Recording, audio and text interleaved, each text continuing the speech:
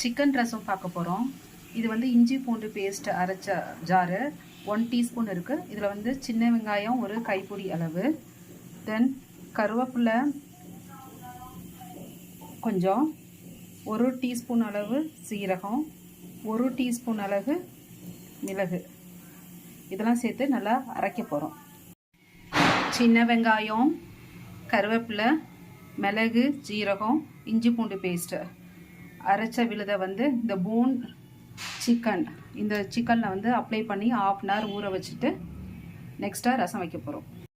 Chicken ரசம் வைக்க ஒரு 2 hours பிஃபோராக கருவேப்பிலை, சின்ன வெங்காயம் அரைச்சி மிளகு, ஜீரகம் சிக்கனில் ஊற வச்சுருந்தோம். இப்போ தாளிக்க அதே தாளிப்பு பொருட்கள், தென் மசாலா, சிக்கன் மசாலா, மிளகாய் பொடி, மஞ்சள் பொடி அண்டு கொத்தமல்லி பொடி. சிக்கனுக்கு தேவையான சால்ட்டு, 2 தக்காளி எடுத்து அரைச்சி வச்சுருக்கேன்.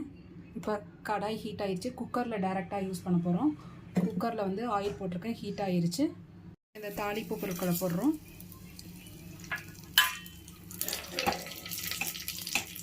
பெருஞ்சீரகம் எல்லாம் பொரிஞ்சு வருது. இப்போ வந்து சின்ன வெங்காயம் வச்சு ஊற வச்ச சிக்கனை ஆட் பண்ணுறோம். சிக்கன் நல்லா ஒரு 5 நிமிஷம் வதங்கினதும் பேஸ்ட்டாக அரைச்சி வச்சுருக்க தக்காளியை ஆட் பண்ண போகிறோம். தக்காளி ஆட் பண்ணி ஒரு 5 நிமிஷம் கழித்து இந்த மசாலா பொருள், மிளகாய் பொடி, கொத்தமல்லி பொடி, சிக்கன் மசாலா, மஞ்சள் பொடி, உப்பு இதெல்லாம் ஆட் பண்ண போகிறோம். இதை 5 to 10 மினிட்ஸ் வதக்கிட்டு நம்மளுக்கு தேவையான அளவுக்கு 1 லிட்டர் வாட்டர் எடுத்து இதில் ஊற்றி குக்கரில் வந்து மூடி போட்டு ஒரு 3 விசில் வந்துருச்சுன்னா சிக்கன் ரசம் ரெடி. தண்ணி ஆட் பண்ணுறேன். நல்லா ஒரு கிண்டி உப்பு செக் பண்ணிவிட்டு மூடியை போட்டு மூடி ஒரு 3 விசிலுக்கு அப்புறம் டேஸ்டியான சிக்கன் ரசம் ரெடி.